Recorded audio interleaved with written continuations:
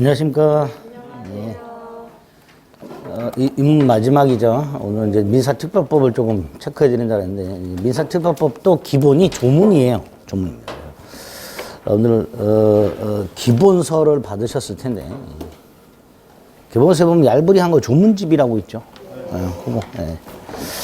그걸 통해서 민사특별법 어떤 게 있고, 어떤 내용들이 들어있으며, 그 조문의 의미가 뭔가 딱 입문관에서 알아들을 수 있을 정도 내용만 딱 오늘 전달해드리고 종강하겠습니다.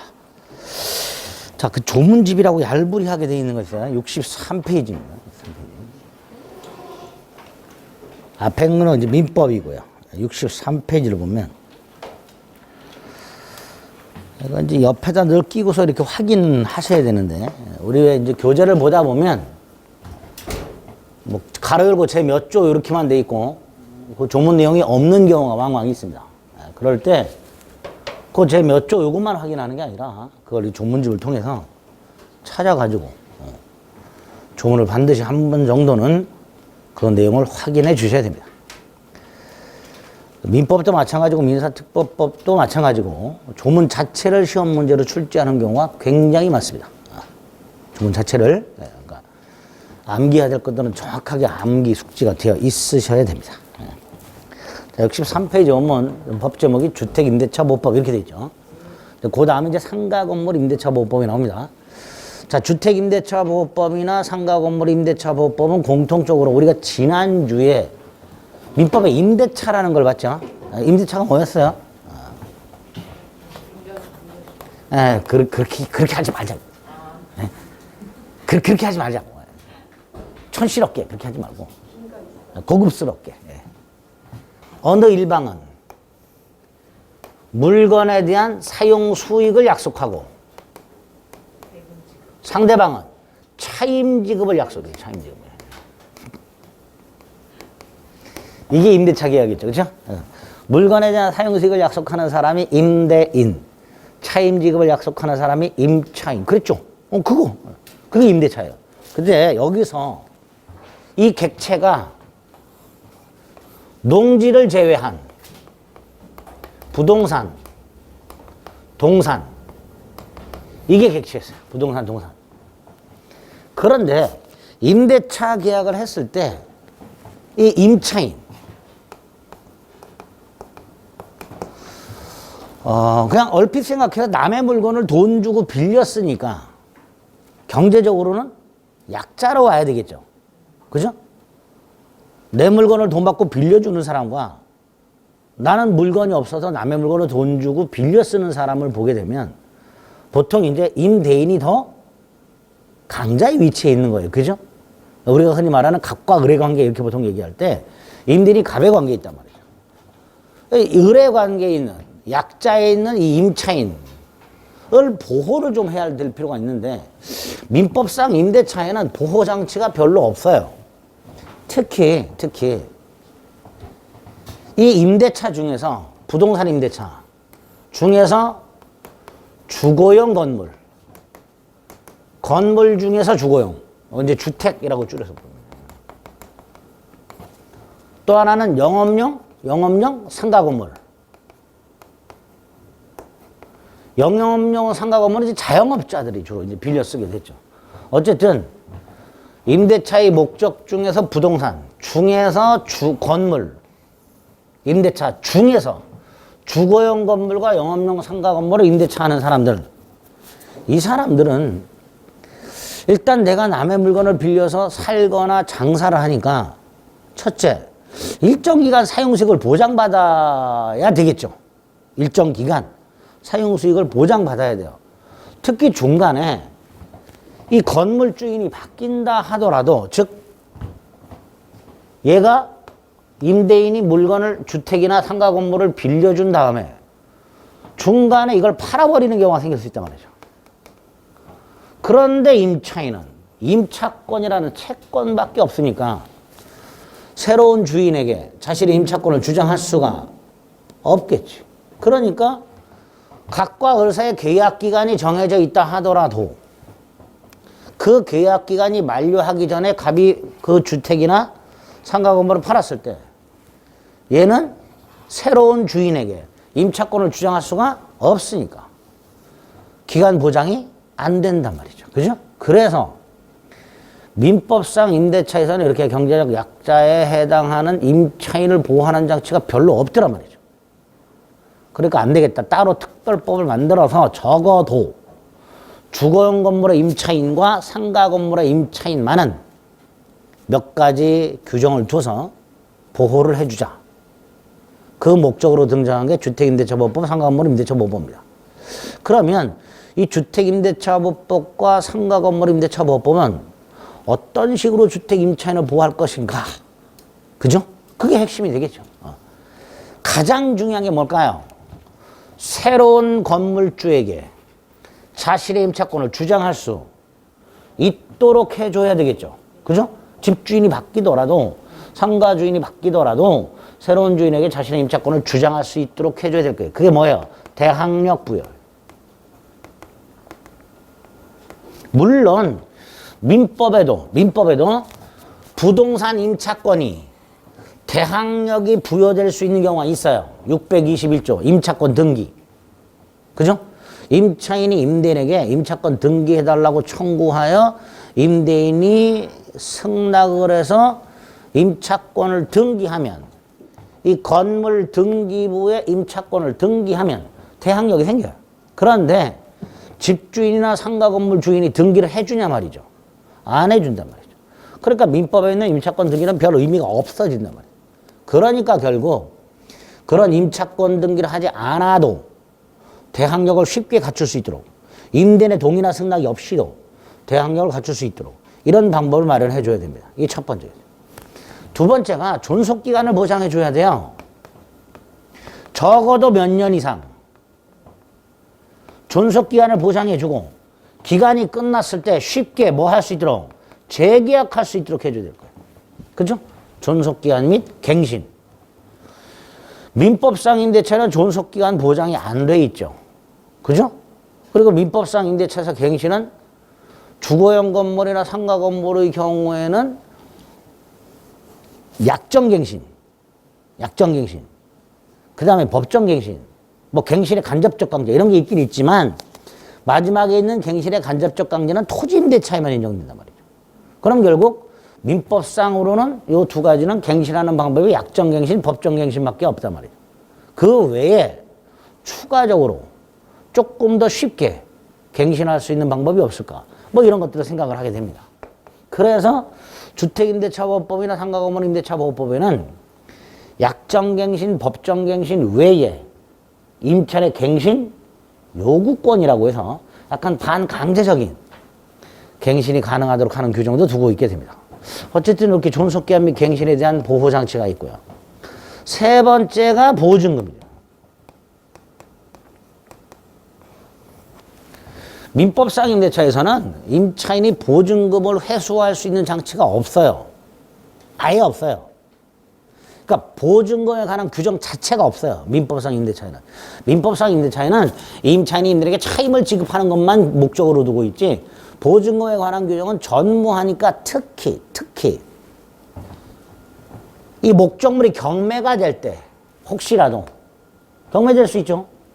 건물주가 뭐 돈 대출 받았는데 대출금을 갚지 못해가지고 주택이나 상가가 경매가 되는 경우가 있을 수 있는데 그 경매 대가로부터 임차인이 보증금을 회수할 수 있는 장치가 민법에는 없어요.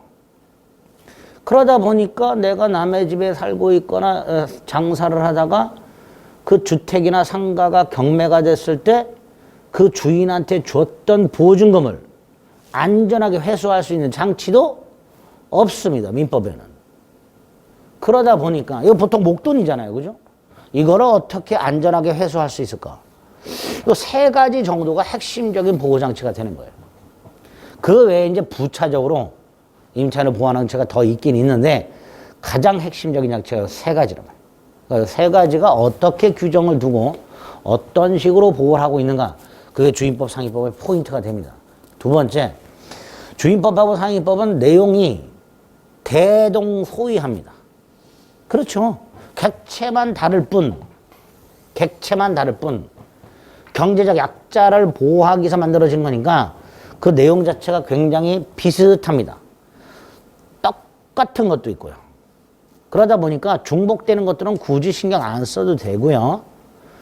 주택임대차보호법을 하고 그 다음에 상가건물임대차보호법은 다른 점이 뭔가, 주택임대차보호법과 다른 점이 뭔가, 그것만 좀 주목해서 봐주시면 됩니다. 그 다음에 주택임대차보호법, 상가건물임대차보호법 공히 시행령도 나와요. 주택임대차보호법이나 상가건물임대차보호법은 국회가 만든 거고요. 시행령은 대통령령입니다. 그러니까 주택임대차보호법, 상가건물임대차보호법 중에서 요러요러한 사항은 대통령령에 의한다라고 해서 시행령을 따로 만들어 놨어요. 그렇게 연결해서 기억해야 될 것들이 몇 개 있습니다. 이제 그런 것들까지 같이 한꺼번에 살펴보도록 하겠습니다.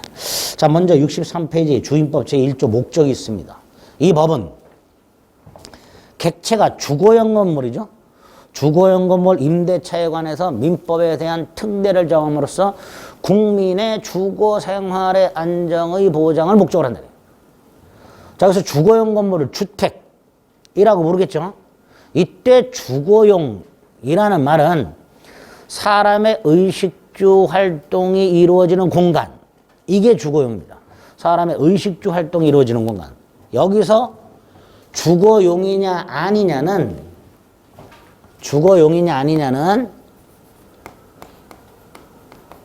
계약 당시 실질적인 용도로 판단합니다. 우리 건물 같은 걸 보면요, 건축물 대장에 그 건물의 용도가 기재가 돼 있어요. 그 건물의 용도가. 그런데 주거용 건물이냐 아니냐를 판단할 때는 그 건축물 대장에 기재되어 있는 용도를 가지고 주거용인지 아닌지를 판단하는 게 아니라 사람이 실질적으로 의식주 활동이 이루어지고 있는가, 그거 가지고 판단하는 거예요. 그래서 주거용인지 여부는 계약 당시 실질 용도로 판단한다. 이게 판례고요. 전체적으로 건물이 주거용이기만 하면 전부를 주거용으로 빌렸든 일부만 주거용으로 빌렸든 주택임대차보호법을 적용해 줍니다. 그게 2조죠. 이 법은 주거용 건물을 전부 또는 일부 임대차에 관하여 적용한다. 내가 갑소유 아파트 문간방 한 칸을 빌렸어. 주거용 일부를 빌렸죠. 그것도 주임법을 적용하겠다, 이런 뜻이죠. 이렇게 주거용 건물의 전부 또는 일부 임대차에 관해서 적용을 하게 됩니다. 1조, 2조 묶어서. 그 다음 1조에 보면 다시 국민의 주거 생활의 안정이라고 돼 있죠. 국민이니까 대한민국 국민만 얘기하죠. 그런데 외국인을 포함합니다. 대법원 판례는 국민이라고 되어 있지만 외국인을 포함합니다. 뭐 외국인 200만 시대, 글로벌 시대 외국인 포함해야 되죠. 법에는 없지만 외국인 포함시켜 줍니다. 두 번째, 여기서 국민이라 하면 법적으로는 둘이 있어요. 자연인과 법인. 그런데 주거 생활은 법인은 할 수가 없죠. 그럼 결국 자연인만 돼요. 자연인만. 법인은 안 되는 거예요. 이 원칙에. 임차인이 법인인 경우, 예컨대 법인이 집을 빌려가지고 무슨 용도로 사용하는 경우, 이럴 때는 주임법을 적용 안 하겠단 말이에요. 그게 원칙이죠. 자연인만 된다, 법인 안 된다, 외국인은 된다, 이렇게 되겠죠. 이유는 아까 말씀드린 대로 주거 생활의 안정 보장을 목적으로 하기 때문에 그렇습니다. 주거 생활. 자, 그런데 요거 예외가 있다. 예외가 있다. 3조 대항력 등의 2항. 3조 2항을 보면 이렇게 됐죠. 주택도시기금을 재원으로 해서, 주택도시기금을 재원으로 한다는 건 거기서 돈을 빌린다, 이런 뜻이에요. 그 도시기금에서 돈을 빌려가지고 저소득층 무주택자에게 주거생활의 안정을 목적으로 전세 임대주택을 지원하는 법인, 이렇게 돼 있죠. 어디가 있냐? LH공사, SH공사가 있습니다. LH공사, 한국토지주택공사, SH공사, 서울도시공사, 이런 애들이 주택도시기금에서 돈을 빌려가지고 무슨 공사, LH공사 예를 들어서 주택을 빌려가지고 무주택 서민에게 재임대 사업을 하는 이런 경우 있죠. 이런 경우에 이 구조를 가만히 들여다보면 임대고 전대죠. 임대고 전대예요. 자, 이 경우에 얘가 일정한 요건을 갖추면 얘를 보호해 줍니다. 얘를. 어떻게 보호하는지 조금 더 말씀드릴게요. 어쨌든 이 법인이잖아요. 근데 이 경우에는 주임법을 적용해 줍니다. 이게 2항입니다. 3항. 중소기업 기본법 2조에 보면 본법에서 중소기업이라 하면 이러이러한 기준을 갖춘 기업을 말한다 해서 중소기업을 쫙 열거를 해놨어요. 그 중소기업이 소속 직원 주거용으로 주택을 임차한 후 그 법인이 선정한 직원이 입주한 경우, 이것도 마찬가지고 이렇게 되는 거예요.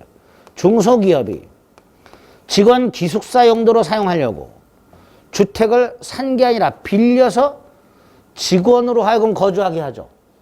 이런 경우에도 주임법을 적용한다는 거예요. 예외적으로.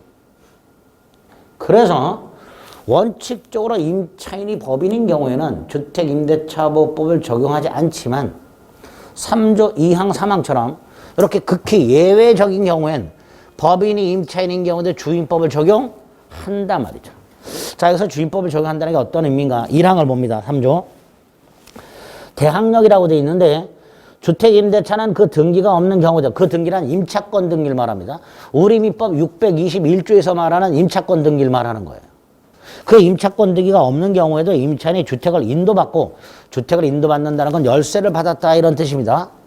그리고 주민등록을 하면 그 주소지로 주민등록을 옮기면 다음날 제3자에 대하여 효력이 있다.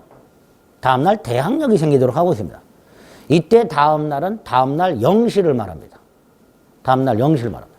그런데 여러분들이 이사를 갔을 때 여러분들이 직접 주민등록을 옮기는 게 아니고 동사무소에서 전입신고를 하죠. 그럼 그 전입신고서를 공무원이 수리를 해가지고 그 전입신고서를 기초로 전산상에 있는 주민등록 원부의 주소지를 공무원이 옮겨주게 됩니다. 그러니까 여러분들이 직접 주민등록을 옮기는 게 아니에요. 여러분들은 뭐만 해요? 전입신고만 해요.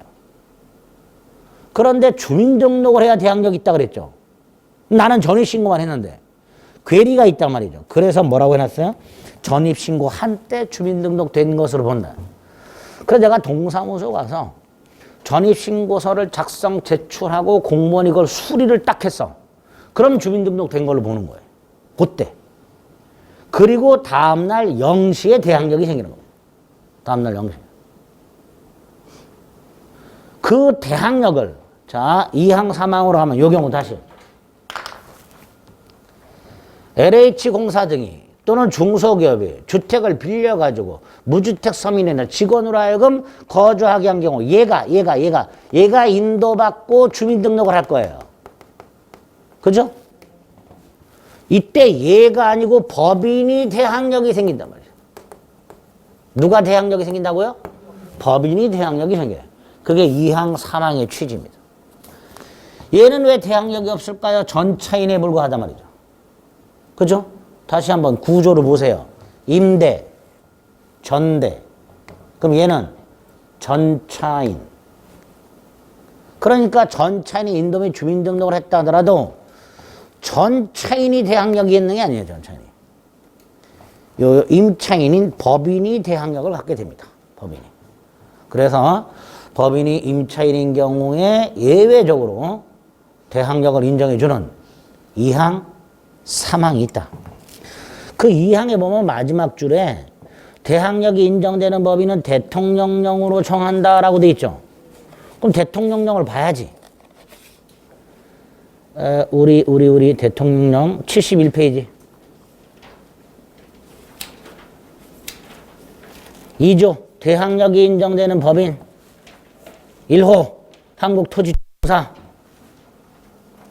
LH공사 그죠? 2호 지방공사. 지방공사가 뭐예요? 뭐 서울도시공사나 경기도지방공사 같은 것들이.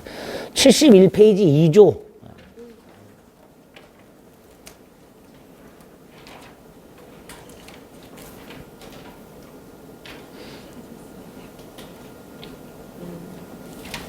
그죠?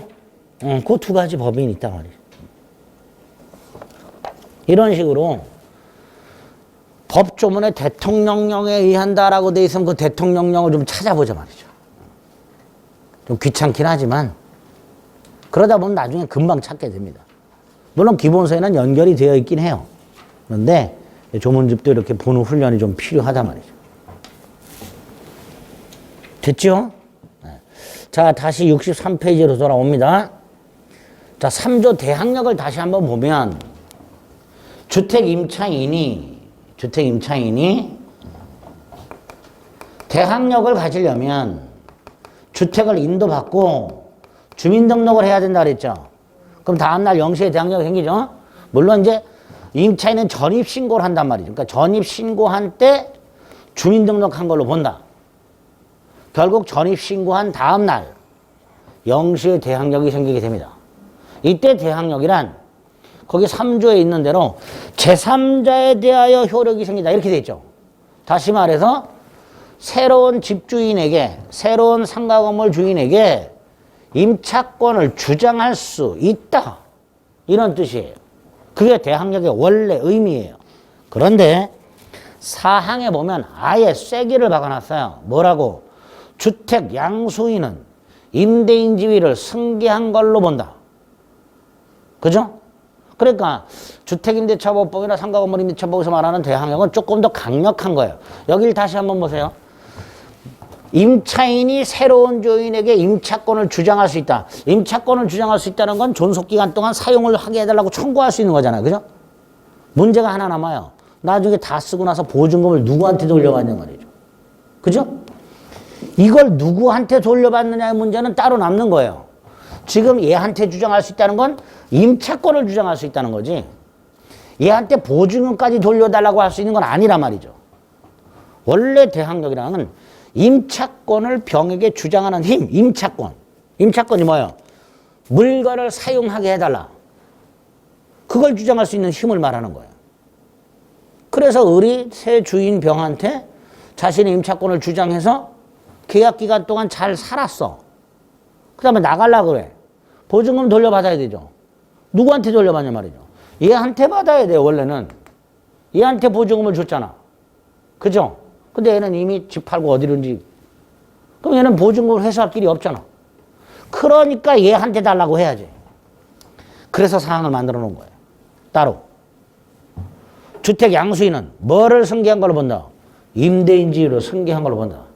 그 임대인지로 승계한 걸로 본다의 포인트가 뭐예요? 보증금 반환 의무도 승계. 사항의 포인트가 뭐라고요? 보증금 반환 의무도 승계. 그러니까 을이 나중에 병한테 보증금 돌려달라고 할 때 야 그건 나한테 달라고 그러지 마. 넌 그냥 살았으면 됐지. 갑한테 받아. 이런 소리 못하는 거예요. 병이 보증금을 돌려줘야만 됩니다. 그게 대항력의 의미. 그 대항력이 1항과 4항. 이게 주임법상 대항력의 의미다 라고 생각하시면 됩니다. 됐죠? 아주 강력하게 뭐 하고 있는 거죠. 어? 자, 그 다음에 3조의 2를 보면요. 보증금의 회수라고 되어 있습니다. 민법에는 전혀 없는 내용이 보증금 회수에 들어 있습니다. 임차인. 아까 앞에서 했던 3조 2항 및 3항의 법인을 포함한다고 되어 있죠. 아까 말씀드렸던 거 LH공사 등을 말하는 거예요. 그 법인을 포함하여 임차인이 임대차가 끝났어. 그럼 보증금을 돌려줘야 될 거 아니에요. 임대인이 보증금을 돌려줘야 되잖아요. 안 돌려줘요. 그런 경우 많죠. 얘가 어디 이사 가야 되는데 보증금을 안 돌려서 이사를 못 가는 이런 경우가 왕왕 있단 말이죠. 자, 이때 갑이 끝내 보증금을 돌려주지 않으면 부득 을은 주택을 경매 넣을 수밖에 없어요. 그죠? 끝내 안 돌려주면 우리 채권자가 채무자가 돈을 안 갚으면 채무자 재산을 경매 넣잖아요. 그럼 임차인도 마찬가지예요. 갑이 끝내 보증금을 돌려주지 않으면 주택을 경매 넣어서 보증금을 회수할 수밖에 없습니다. 이때 얘가 저당권자와 같은 담보물권자라면 바로 경매 신청할 수 있죠. 그걸 무슨 경매라 그랬죠? 임의경매. 담보권 실행경매, 임의경매라 그랬어요. 그죠? 근데 얘는 담보물권자가 아니에요. 그러니까 임의경매를 못 넣어요. 그럼 무슨 경매로 가야 돼? 강제경매로 가야 돼요. 근데 강제경매로 가려면 바로 경매 넣을 수 있다 없다? 없어요. 먼저 채무자를 상대로 돈을 돌려달라는 소송을 제기하여 승소 판결을 받아야 돼요. 가버늘에게 언제까지 보증금을 환원하라 이렇게.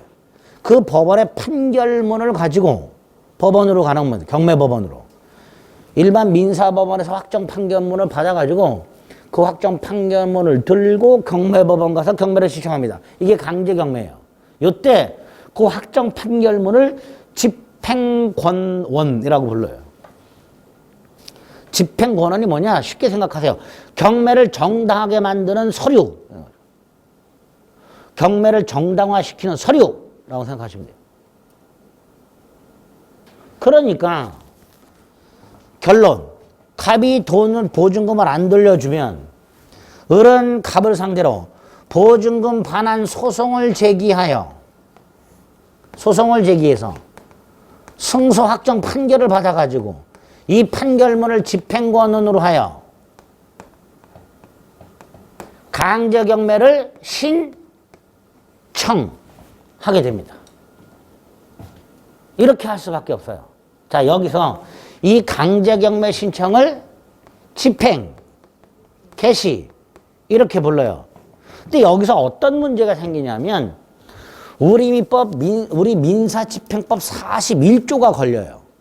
자, 민사집행법 41조가 뭔지는 지금 여러분들이 명확하게 몰라야 됩니다. 이런 겁니다. 민사집행법 41조는 우리 계약총론에서 동시이행의 항변권이라는 걸 봤죠. 이 동시이행 관계에 있는 자가 상대방이 채무를 이행하지 않아서 상대방 목적물을 경매를 넣으려면 이 상대방을 지체 상태에 빠뜨려야 돼요. 상대방을 지체 상태에 빠뜨리려면 나의 의무를 이행 제공을 해야 돼요. 나의 의무를 이행을 제공했는데 상대방이 이행을 못해. 그럼 지체죠. 지체 상태에 빠뜨려야 경매를 시작을 해준단 말이죠. 지체 상태에 빠져요. 그런데 임대인의 보증금 반환과 임차인의 주택 명도가 동시행관계예요. 임대인의 보증금 반환과 임차인의 주택 명도가 무슨 관계? 동시행관계. 그러면 여기다가 민사집행법 41조를 적용하면 을이 보증금 반환 소송 승소 확정 판결을 집행권원으로 하여 집행을 개시할 때 갑을 지체에 빠뜨려야 되니까 집을 명도하면서 경매를 신청해야 된단 말이죠. 그죠? 그래 안 그래요? 집을 비우면서 명도하면서 경매를 신청해야 된단 말이죠. 그런데 집을 비우는 순간 대항력이 상실돼요. 대항력이 상실되면 경매 대가로부터 우선 변제 받을 권리도 사라져요. 그러니까 을은 민사집행법 규정 때문에 경매를 넣지 못하는 이런 문제가 생겨요. 그래서 3조의 1항 임차인이 임차주택에 대하여 보증금 반환 청구 소송 확정 판결을 등등을 따라 그 확정 판결이나 그 밖에 이와 비슷한 집행권에 따라서 경매를 신청하는 경우에 그 다음 집행 개시 요건에 관한 민사집행법 41조 반대 의무를 이행 제공해라 라는 민사집행법 41조 규정에도 불구하고 반대 의무 이행이나 이행 제공을 집행 개시 요건으로 하지 아니한다. 즉 주택을 명도하지 않아도 경매를 신청할 수 있다. 그게 3조의 1항입니다. 거지같이 어렵죠. 조문이. 조문 내용은 아무것도 아니에요. 내용은 아무것도 아닌데 조문이 표현이 이거 설명 들어도 무슨 내용인지는 알지만 조문하고 매치가 잘 안 돼요. 거기에 보면 반대 의무의 이행이나 이행 제공이 뭐냐? 집을 비우는 거. 집을 명도할 의무를 말하는 거예요. 근데 집행개시 요건이 뭐예요? 집을 비우는 거. 근데 그게 아니란 말이지. 집을 안 비워도 된단 말이죠. 집행개시라는 건 뭘 말한다? 경매신청. 민사집행법 41조에 따르면 집을 비우는 게 경매신청 요건이란 말이죠. 그런데 특별하게 이걸 만들어서 집을 비우는 것은 경매신청 요건이 아니다. 집을 비우지 않아도 경매신청할 수 있다. 이렇게 규정을 해놓은 거예요. 이게 없으면요. 이 조문이 없으면 민사집행법 41조에 따라서 집을 비우면서 경매신청해야 된단 말이죠. 이 3조의 1항이 없으면. 무슨 말인지 아시겠죠?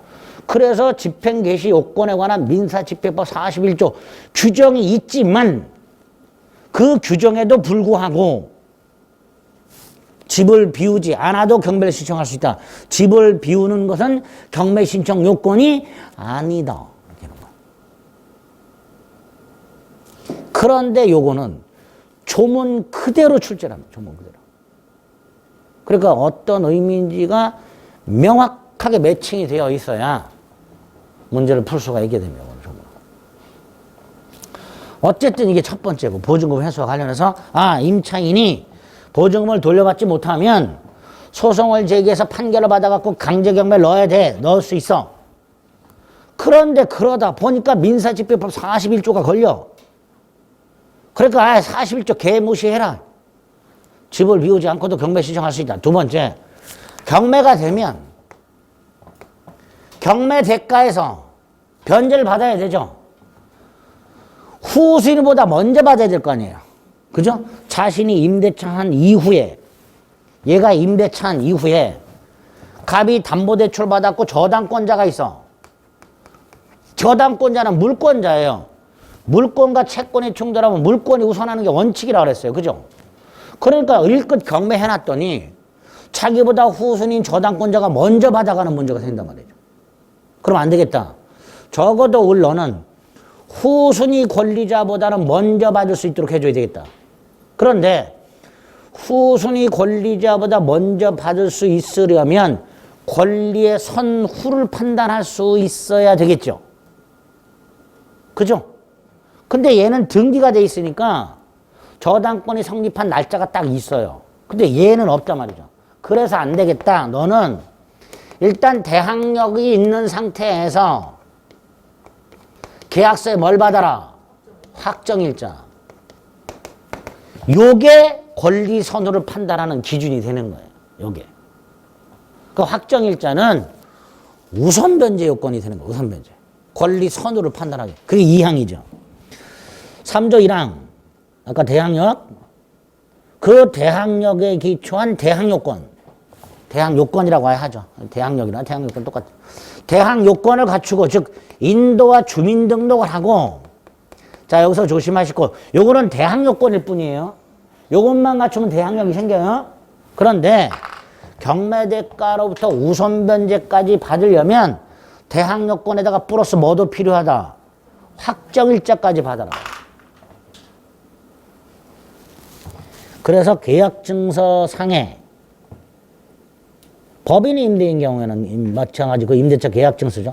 확정일자를 갖추면 그 임차인은 민사집행법에 따른 경매, 이건 경매법원이 하죠. 그 다음에 세금을 체납하면 공매라는 걸 합니다. 공매는 어디서 하죠?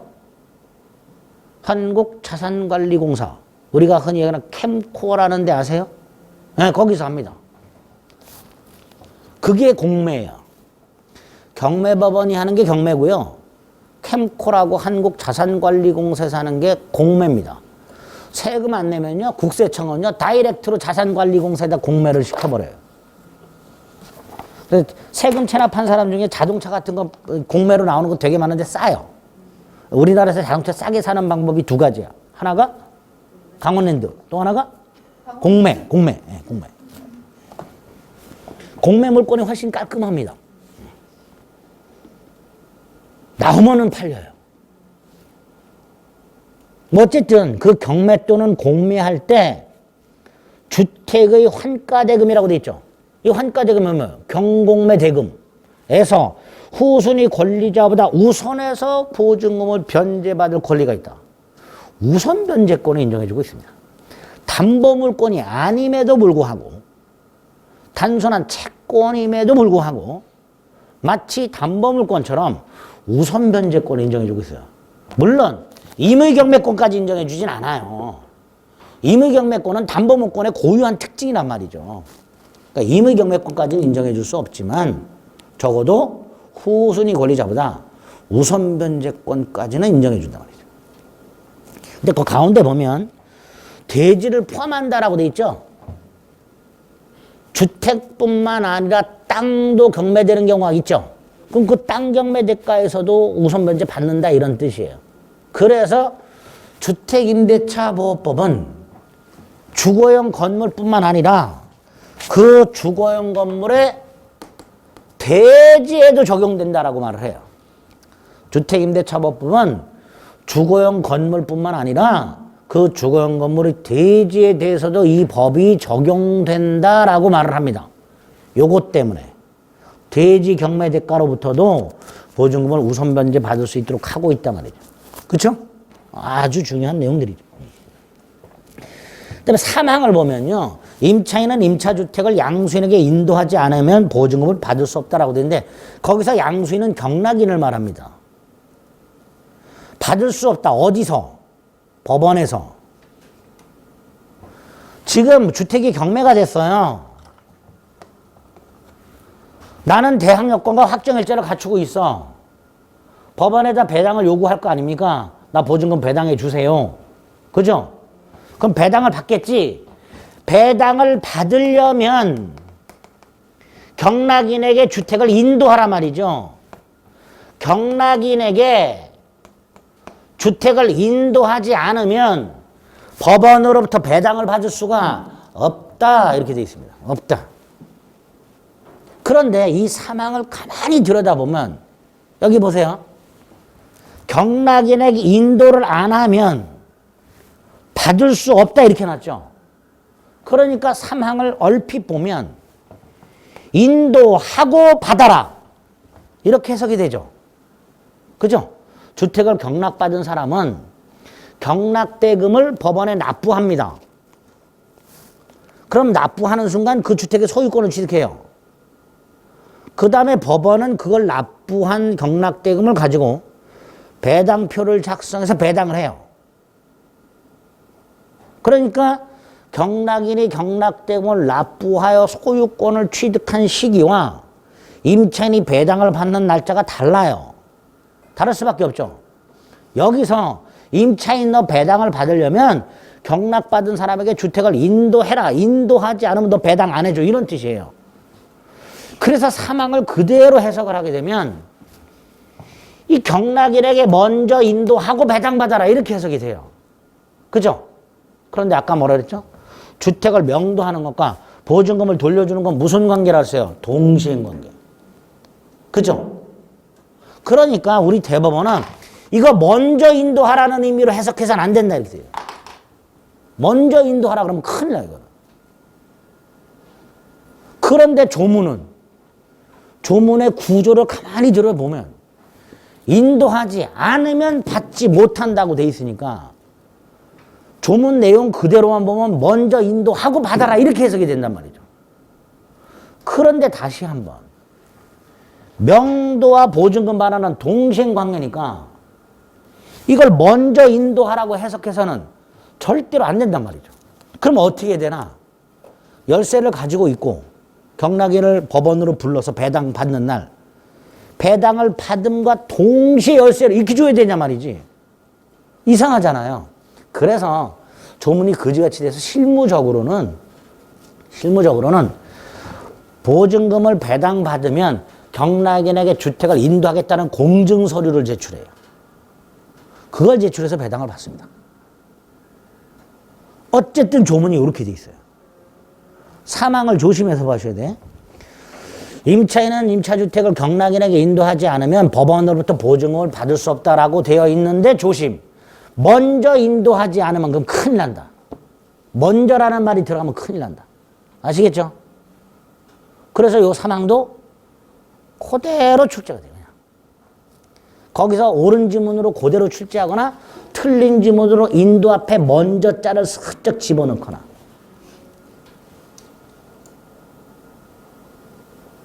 됐죠? 그게 사망입니다. 그래서 3조의 2는 1, 2, 3항 정도 이런 보증금 회수와 관련된 규정을 두고 있다. 됐습니다.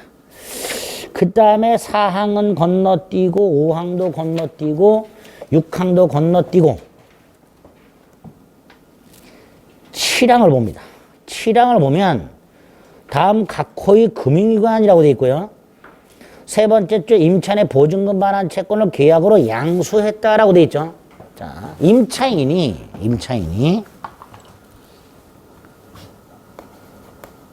을에게 보증금을 1억을 줘놨는데 갑에게 집주인에게 중간에 돌이 필요해. 이 주택에 계속 거주는 해야 되는데 아직 계약 기간도 남아있고 근데 돈이 급하게 필요해. 이때 임대인에게 보증금 일부 돌려달라고 하면 안 돌려주잖아요. 그죠? 그러면 돈을 마련하는 방법은 몇 개가 있는데 그 중에 하나가 이 채권을 팔아먹는 거예요. 채권 팔아먹을 수 있냐 없냐? 있어요. 좀 할인해서 팔면 돼요. 보증금 1억짜리 한 9천만 원 이렇게. 이걸 채권 양도라고 합니다. 자, 이때 채권을 양수한 사람 나중에 이 주택이 경매가 될 때 이 우선 변제 받을 수 있냐? 없지요. 얘는 채권만 양수했잖아요. 얘가 여전히 임차권을 갖고 있잖아요. 우선 변제권은 임차권에 붙어 있는 힘이에요.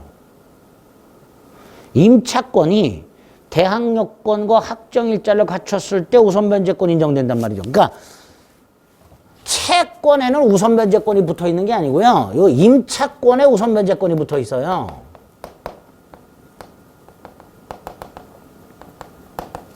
이 보증금 반환 채권하고 임차권하고 같은 권리예요? 다른 권리잖아요. 보증금 반환 채권은 보증금 달라는 채권이고 임차권은 물건을 사용 수익하게 해달라는 채권이에요. 그러니까 다른 권리예요. 그러니까 을이 돈이 필요해서 보증금 반환 채권을 팔았을 때 얘는 우선 변제권이 있다 없다? 없단 말이죠. 임차권은 여전히 을한테 있으니까. 그죠? 그러면 얘 우선 변제권도 없는 이 채권, 일반 채권 제값 주고 살까요? 아니죠. 할인율이 그냥 일반 산채시장 가면 할인율이 그냥 퍽퍽 떨어져요. 그러니까 을이 제값 받고 팔지 못하는 이런 문제가 생겨요. 그래서 그러지 말고 공신력 있는 금융기관에게 팔아라. 그리고 제값 받아야 되겠죠. 그럼 너는 요거 승계한다 이렇게 돼요. 제값 받고 금융기관에 팔아라. 대신 금융기관은 너 제값 쳐줘. 우선 변제권 인정해 줄 테니까. 그게 7항. 금융기관이 보증금 반환 채권을 샀을 때 그 양수한 금액의 범위에서 뭘 승계한다? 우선 변제권을 승계한다. 임차권을 승계하는 게 아니에요. 임차권에 붙어 있는 우선 변제권을 승계하는 거예요. 그러니까 나중에 주택이 경매가 됐을 때 보증금을 다 팔았다 그럼 얘가 우선 변제 받는 거고 반만 팔았다 그럼 둘이 같이 우선 변제 받는 거고 이렇게. 금융기관은 우선 변제권을 승계하도록 하고 있습니다. 됐죠? 밑으로 쭉 내려가면 구항이 있습니다. 이때 이 금융기관 얘네 이런 경우가 있어요. 여기 잠깐 보세요. 요 상황에서 얘가 아직 계약기간이 남았어. 계약기간이 남았어요. 근데 주택이 만약에 경매가 돼요. 이때 을이 1순위라면 을 앞에 저당권자 등이 없다면 을은 둘 중에 하나 선택할 수 있어요. 하나, 법원에 배당을 요구해. 아직 계약기간이 남았어도 법원에 배당을 요구해서 보증금을 받고 나갈 수 있어요. 또 하나는 배당을 요구하지 않고 경락인에게 임차권을 주장할 수 있고 나중에 경락인으로부터 보증금을 반환받아 나갈 수 있습니다. 주택이 경매될 때 임차인 중에서 최선순위 임차인, 요 임차인보다 앞서는 저당권자가 없는 경우 요때 임차인은 둘 중에 하나 선택할 수 있다. 계약기간이 남아있어도 법원에 배당을 요구하여 보증금을 반환받아 나갈 수도 있고 그걸 선택할 수도 있고 또는 그냥 경매가 될 때 기다렸다가 경락인에게 나중에 임차권을 주장하고 계약기간 끝날 때까지 살고 나중에 경락인에게 보증금을 반환받아 나갈 수도 있고 이 둘 중에 하나를 선택할 수 있어요. 여기까지 됐죠? 그런데 이 배당을 요구하는 것은 아직 계약기간이 남아있잖아요. 그죠?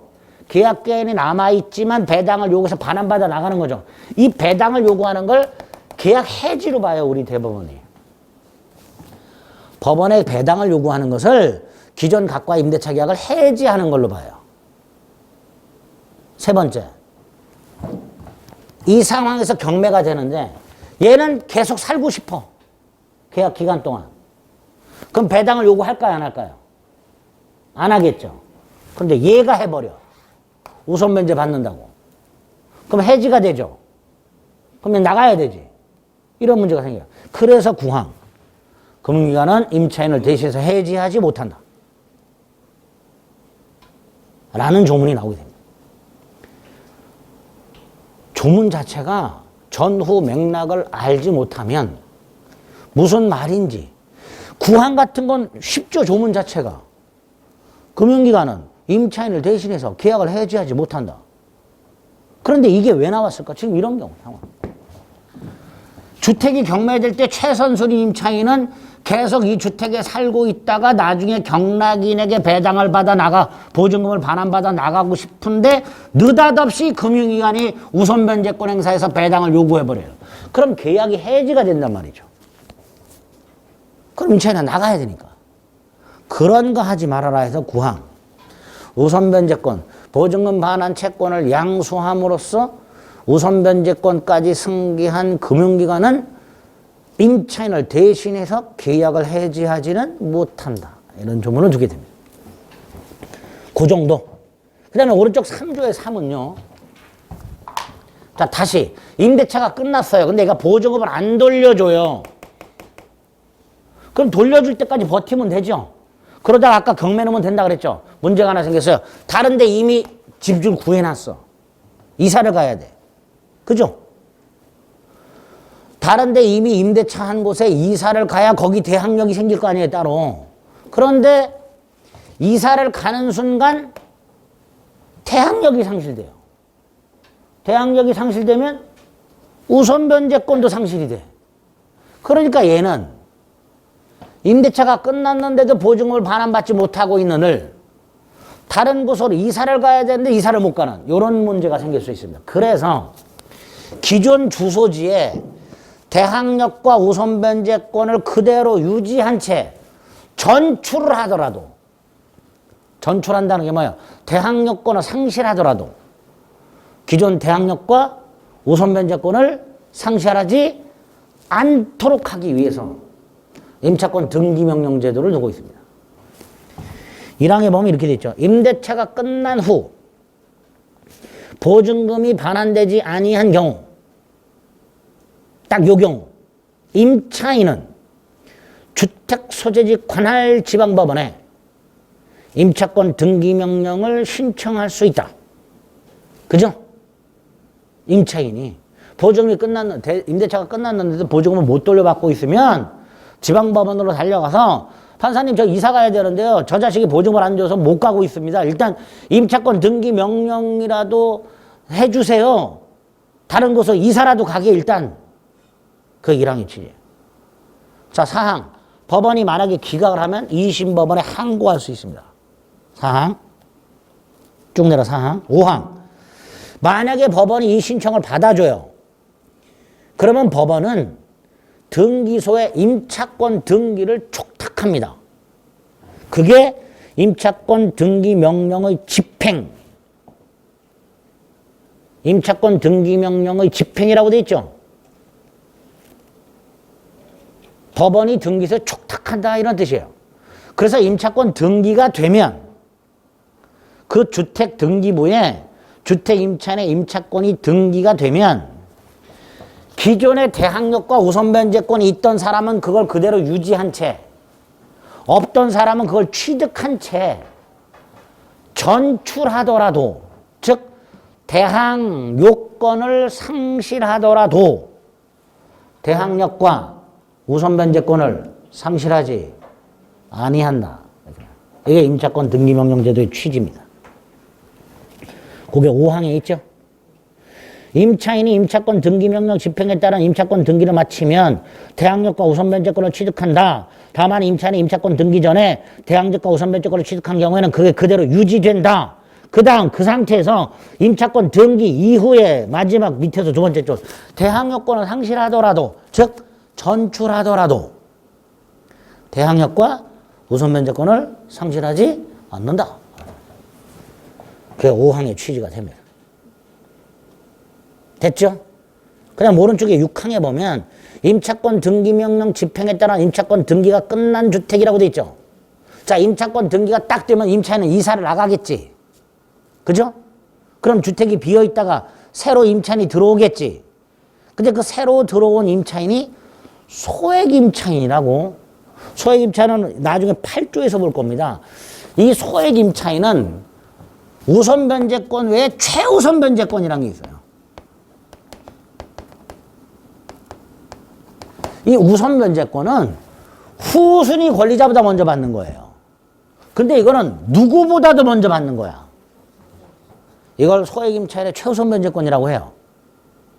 이게 뒤에서 보는 8조에 따로 규정이 되어 있어요. 거길 먼저 볼까요? 8조. 한 장 넘겨보세요. 66페이지 오른쪽. 맨 위에 8조. 임차인은 보증금 중 일정액을 다른 담보물권자보다 우선해서 변제받을 권리가 있다. 이 경우 그 임차인은 주택에 대해서 경매가 신청되었다라는 사실이 등기부에 등기되기 전에 대항력권만 갖추면 된다.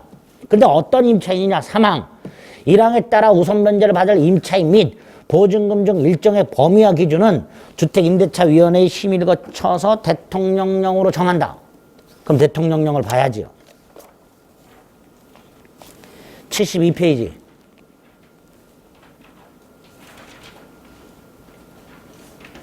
오른쪽 밑에 10조가 있고요.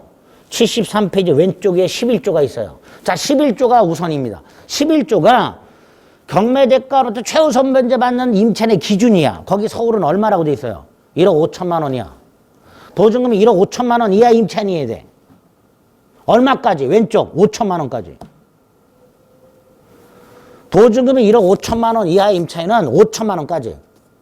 그럼 1억 5천만 원. 5천만 원 제일 먼저 받아.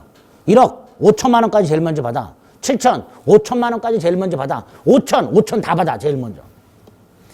1억 5천만 원 이하 임차인이 5천만 원까지. 그 기준이 서울, 수도권, 광역시, 그 밖의 지역 이렇게 나눠져 있어요. 근데 어쨌든 보증금이 일정액 이하인 그 임차인은, 예를 들어 서울에서 보증금이 1억 5천만 원 이하 임차인은 주택이 경매될 때 그 1억 5천만 원 중에서 5천만 원까지는 가장 먼저 배당받는다. 이걸 소액임차인의 최우선 변제권이라고 해요. 그런데 좀 전에 말씀드린 임차권 등기명령에서 등기가 된 주택을 임차한 소액임차인 최우선 변제권 인정해주지 않겠다. 네? 다시 돌아옵니다.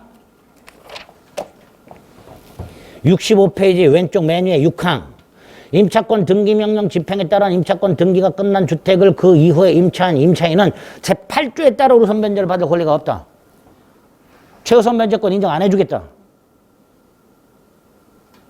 그래서 이런 것들 모르는 분들이 굉장히 많아요. 임차권 등기명령이 되어 있는 주택을 덜렁 간 다음에 최우선 변제권 인정해달라고 우기는 분들이 있어요. 언제든 뭐 파요.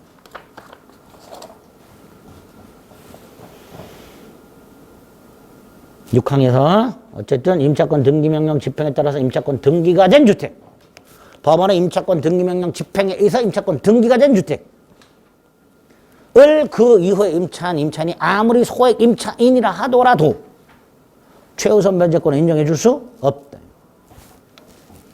파랑. 이 임차권 등기 명령 신청에 소요되는 비용들이 있어요. 뭐 송달료라든가 인지대금이라든가 이런 거. 임대인이 부담합니다. 파랑. 됐죠? 거기까지 일단.